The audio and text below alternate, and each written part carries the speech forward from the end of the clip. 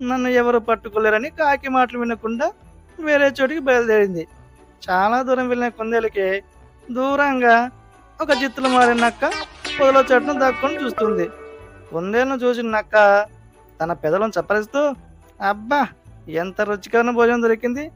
ఈరోజు నాకు పండగ అని సంబరపడింది. కుందేలును అనుసరిస్తూ వస్తున్న కాకి దూరంగా ఉన్న నక్కను చూసింది. కుందేలు దగ్గరికి వెళ్ళి, ఆగో, ఇక్కడ ఒక నక్క దాక్కుంది అని బిగ్గరగా చెప్పింది. కానీ కుందేలు కాకి మాట మళ్ళీ వినలేదు. నువ్వు ఎప్పుడు చాలా భయపడతావు. నన్ను నేను కాపాడుకోగలను. నేను చూసుకుంటానని ముందుకెళ్ళింది. కుందేలు పొదల దగ్గరకు వెళ్ళగానే నక్క ఒక్కసారిగా దాని మీదకు దూకింది. ఆశ్చర్యపోయి కుందేలు భయంతో తప్పించుకోలేక అక్కడే ఆగిపోయింది. అది చూసిన కాకి త్వరగా నక్కపైకి ఎగిరి రెక్కలు విప్పుతూ తన పొడవాటి ముక్కుతో నక్కపై దాడి చేసింది.